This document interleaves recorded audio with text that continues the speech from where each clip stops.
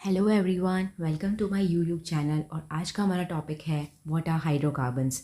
इस टॉपिक को स्टार्ट करने से पहले एक छोटा सा रिमाइंडर ये है कि मैंने कार्बन एंड इट्स कंपाउंड के 3 पार्ट्स ऑलरेडी अपलोड कर दिए हैं। अगर तुम चाहते हो कि तुम्हारी कंसिस्टेंसी मेंटेन रहे और जो मैं आज बोल रही हूँ वो तुम्हें समझ आए, तो प्लीज़ वो उन 3 वीडियोज़ को प्लीज़ चेकआउट करके आना, ठीक है। तो अब अपन स्टार्ट करते हैं कि व्हाट आर हाइड्रोकार्बन्स। हाइड्रोकार्बन्स नाम से अब हमें पता तो पड़ ही गया होगा कि कंपाउंड्स वो कंपाउंड जिनके अंदर सिर्फ और सिर्फ कार्बन और हाइड्रोजन प्रेजेंट होते हैं, उनके बीच में ही बॉन्डिंग होती है और कोई एटम या एलिमेंट नहीं प्रेजेंट होता है, उन्हें ही अपन क्या कहते हैं, हाइड्रोकार्बन्स कहते हैं। एग्जाम्पल इसका है मीथेन, इथेन और ब्यूटेन। वैसे तो बहुत सारे होते हैं, मैंने यहाँ सिर्फ 3 ही एग्जाम्पल्स लिख रखे हैं, ठीक है। लेट अस सब इसका एक स्ट्रक्चर बना के अगर मैं तुम्हें समझाऊँ तो वो कुछ इस तरीके का होता है। हाइड्रोकार्बन्स कुछ इस तरीके के दिखते हैं,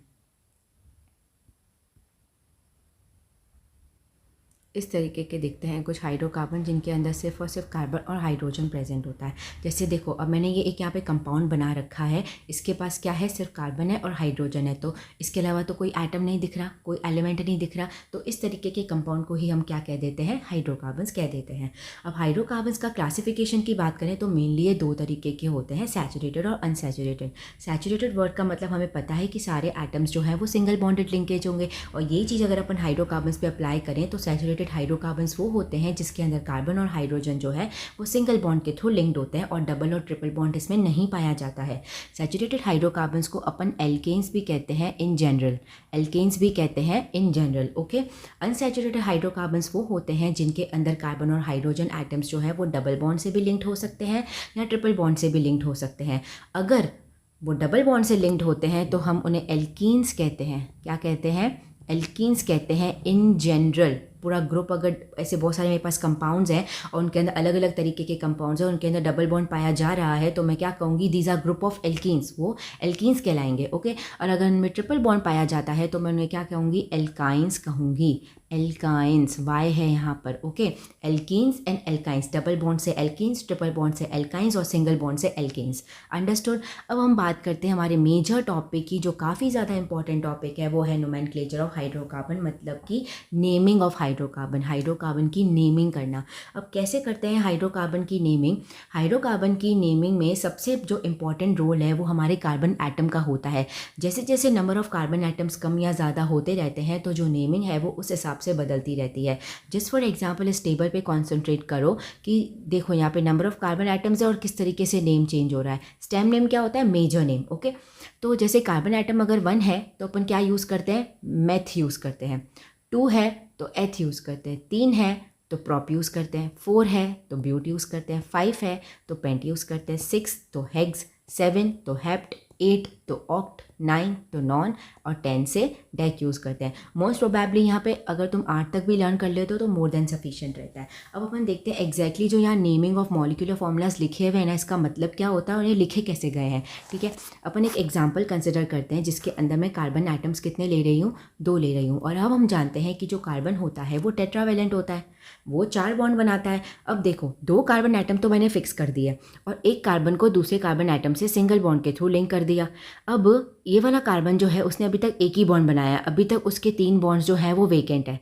सिमिलरली इस वाले कार्बन ने भी अभी तक एक बॉन्ड बनाया, अभी तक उसके 3 बॉन्ड्स जो है वो वेकेंट है।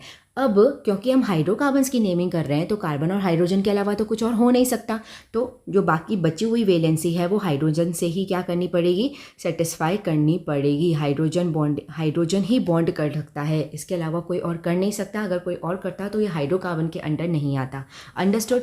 ये अब जो मैंने डायग्राम बना रखा है, इस तरीके के डायग्राम को अपन क्या बोलते हैं, स्ट्रक्चरल फॉर्मूला कहते हैं। क्या कहते हैं, स्ट्रक्चरल फॉर्मूला कहते हैं किसी भी कंपाउंड का। क्योंकि अब यहाँ पे हाइड्रोकार्बन्स पढ़ रहे हैं तो ये हाइड्रोकार्बन्स का क्या हो गया, स्ट्रक्चरल फॉर्मूला हो गया, अंडरस्टूड। अब देखो क्योंकि अब इसमें कार्बन और हाइड्रोजन है, हाइड्रोकार्बन है, करेक्ट है। कैसा हाइड्रोकार्बन है, सैचुरेटेड या अनसैचुरेटेड, सैचुरेटेड है मैम, क्योंकि इसके अंदर सारे के सारे बॉन्ड्स जो है वो किस तरीके के हैं, सिंगल बॉन्डेड है, करेक्ट। और सैचुरेटेड हाइड्रोकार्बन्स को अपन क्या कहते हैं, एल्केन्स कहते हैं, ये भी हमें पता है। अब अपन बात करते हैं कि अपन इसका नेमिंग कैसे करेंगे। सबसे पहले अपन को इंपॉर्टेंट बात क्या याद रखनी है कि कार्बन एटम्स कितने कार्बन एटम्स है, 2 कार्बन एटम्स है। 2 कार्बन एटम्स के साथ क्या यूज़ करते हैं हम, एथ यूज़ करते हैं। हमारा मेन वर्ड क्या होता है, एथ यूज़ करता है। अब पीछे हम क्या ऐड करेंगे, क्योंकि हम जानते हैं कि एक सैचुरेटेड हाइड्रोकार्बन है, उन्हें अपन एल्केन्स कहते हैं। तो एल्केन्स का हमें क्या उठाना है, सिर्फ एन पार्ट उठाना है।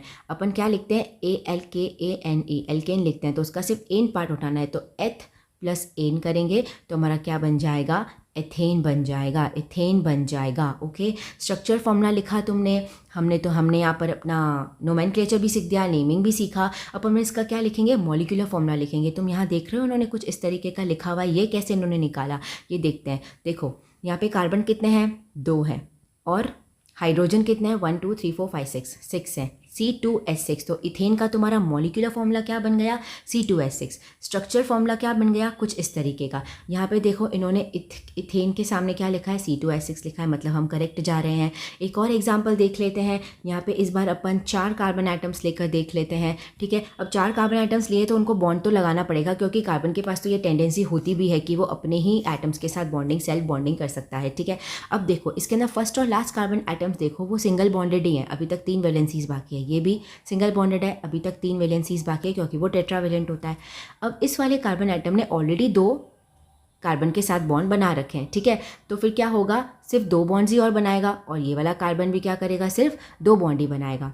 देखो बाकी सारे जो वैलेंसी होगी वो किससे फुलफिल हो जाएगी, हाइड्रोजन से फुलफिल हो जाएगी। अंडरस्टूड। अब इसके अपन क्या करते हैं, स्ट्रक्चर फॉर्मूला तो हमने बना दिया, अब अपन इसका मॉलिक्यूलर फॉर्मूला स्टडी करते हैं। मॉलिक्यूलर फॉर्मूला कैसे लिखोगे, कार्बन लिख दिया, हाइड्रोजन लिख दिया। कार्बन कितना है, 1 2 3 एंड 4, तो यहाँ पे 4 लिख दिया। हाइड्रोजन कितना है, लिख दिया 1 2 3 4 5 6 7 8 9 एंड 10। C4H10 इसका मॉलिक्यूलर फॉर्मूला हो गया। ओके, अब अपन क्या करेंगे, इसकी नेमिंग करेंगे। 4 कार्बन एटम आते ही तुम्हारे दिमाग में क्या स्ट्राइक करना चाहिए, ब्यूट स्ट्राइक करना चाहिए। अब क्योंकि ये एक सैचुरेटेड हाइड्रोकार्बन है तो उसके लिए अपन क्या यूज़ करते हैं, एन वर्ड यूज़ करते हैं। तो ये हमारा क्या बन गया, ब्यूटेन बन गया। अंडरस्टूड। अब तुम यहाँ देख लो, तुमने फॉर्मूला बिल्कुल सही लिखा है, मॉलिक्यूलर फॉर्मूला। ब्यूटेन के आगे क्या लिखा हुआ है, C4H10 लिखा हुआ है। अंडरस्टूड। ये रहता है हमारा नोमेनक्लेचर ऑफ हाइड्रोकार्बन में। अगर तुम्हें एक प्रैक्टिस करनी हो तो तुम कितने भी कार्बन एटम्स के साथ प्रैक्टिस कर सकते हो। जस्ट फॉर एग्जाम्पल तुम होमवर्क के तौर पर ले सकते हो कि तुम एक बार 3 कार्बन एटम्स के साथ प्रैक्टिस कर लो, एक बार 5 के साथ और एक बार 6 के साथ प्रैक्टिस कर लो। और उसके बाद प्रैक्टिस करने की ज़रूरत नहीं, क्योंकि अब तुम्हें वो स्ट्राइक हो जाएगा। तुमने 3 कर दिया तो बस तुम्हें समझ चुके हो तुम। ठीक है, ये टॉपिक। नेक्स्ट हमारा आ जाता है कि भाई अब हम जानते हैं कि जो कार्बन होता है वो काफ़ी ज़्यादा वर्सटाइल नेचर शो करता है। सही बात, पहली वीडियो में ही सीख लिया था। अब कार्बन खुद के साथ तो बॉन्ड बनाता ही है, मतलब कैटिनेशन प्रॉपर्टी तो शो करता ही है। इसके अलावा वो पीरियोडिक टेबल में जो अलग अलग एलिमेंट्स प्रेजेंट है, इतने सारे डाइवर्स एलिमेंट्स, उनके साथ भी क्या करता है, बॉन्डिंग शो करता है। ठीक है, और इन्हीं ग्रुप ऑफ एटम्स को अदर देन कार्बन, उनको हम क्या कहते हैं, हेट्रो एटम्स कहते हैं। अब जैसे ये हेट्रो एटम्स कार्बन की लंबी सी चेन के साथ, हाइड्रोकार्बन्स के साथ अटैच हो जाते हैं, तो वो क्या करते हैं, उनको एक स्पेशल प्रॉपर्टी प्रोवाइड करते हैं। इसलिए इसी वजह से हम उन्हें फंक्शनल ग्रुप भी कहते हैं। क्यों, क्योंकि वो उनका पूरा फंक्शन ही चेंज कर सकते हैं। अगर वो पहले हाइड्रोकार्बन कुछ अलग तरीके से एक्ट कर रहा है, तो अगर उसके पास अब नेक्स्ट में अगर उसके पास फंक्शनल ग्रुप अटैच हो गया या हेट्रो एटम अटैच्ड हो गया, दोनों एक ही बात है, तो उसका पूरा फंक्शन ही चेंज कर देगा। अब वो पहले की तरह एक्ट नहीं करेगा, उसकी प्रॉपर्टीज सब चेंज हो जाएगी, फिजिकल प्रॉपर्टीज, केमिकल प्रॉपर्टीज सब बदल जाएगी। इसलिए हमने उन्हें फंक्शनल ग्रुप भी कहा है। ओके, वैसे तो बहुत सारे फंक्शनल ग्रुप प्रेजेंट होते हैं, लेकिन यहाँ पे अभी तक हम 4 या 5 फंक्शनल ग्रुप्स ही स्टडी करने वाले हैं। सबसे पहला हमारा जो फंक्शनल ग्रुप है वो है हेलो। हेलो मतलब हेलोजन। हमारी पूरी पीरियोडिक टेबल के अंदर fluorine, chlorine, bromine and iodine 4 he halogen group present होते हैं। ठीक है, जैसे ही अभी तुम्हें दिखे कि एक हाइड्रोकार्बन के अंदर हमारा हेलोजन ग्रुप अटैच्ड हुआ है, तो तुम क्या कहोगे, इसमें कौन सा फंक्शनल ग्रुप अटैच्ड हुआ है, हेलोजन। क्योंकि क्लोरीन, ब्रोमीन, फ्लोरीन या आयोडीन में से कुछ भी दिख गया तो तुम्हें स्ट्राइक हो जाएगा कि ये क्या अटैच हुआ है, यहाँ पे एक फंक्शनल ग्रुप अटैच हुआ है।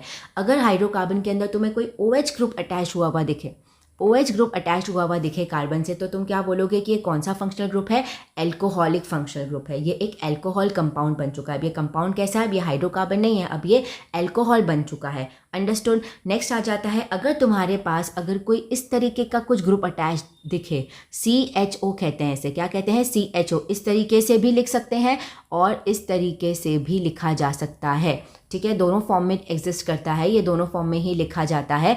तो अगर इस तरीके का ग्रुप तुम्हें हाइड्रोकार्बन में नज़र आए तो तुम क्या कहोगे, ये कौन सा फंक्शनल ग्रुप है, एल्डिहाइड एक फंक्शनल ग्रुप है, और ये कंपाउंड क्या कहलाएगा, एल्डिहाइड कंपाउंड कहलाएगा।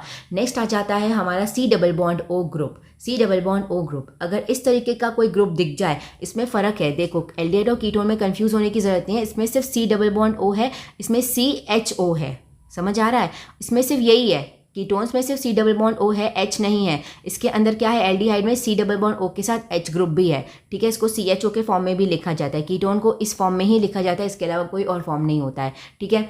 तो अगर इस तरीके का फंक्शनल ग्रुप तुम्हें दिख जाता है हाइड्रोकार्बन के अंदर, तो तुम क्या बोलोगे कि ये जो हाइड्रोकार्बन है अब ये कीटोनिक कंपाउंड बन चुका है, ये एक कीटोन बन चुका है, ओके। अगर तुम्हारे पास ये नेक्स्ट हमारा लास्ट ग्रुप प्रेजेंट है C double bond OH, C double bond OH, ठीक है, तो इसको अपन और अलग तरीके से कैसे लिख सकते हैं, COOH, इसको अपन क्या बोलते हैं, कार्बोक्सिलिक एसिड ग्रुप कहते हैं। तो अब वो हमारा कंपाउंड जो है वो कैसा बन जाएगा, एसिडिक कंपाउंड बन जाएगा, वो एक नॉर्मल हाइड्रोकार्बन की तरह एक्ट नहीं करेगा। मतलब कि अगर हमारे हाइड्रोकार्बन के अंदर इस तरीके का कोई ग्रुप लगा हुआ है तो हम कहेंगे कि भाई इसके अंदर carboxylic acid functional group present है, तो वो कंपाउंड कैसा बनेगा, हमें पता है कि वो उसकी पूरी फंक्शनल प्रॉपर्टीज़ बदल देगा लगने के बाद, तो वो हाइड्रोकार्बन नहीं कहलाएगा, अब वो कैसा कंपाउंड कहलाएगा, वो एक एसिडिक कंपाउंड कहलाएगा। दिस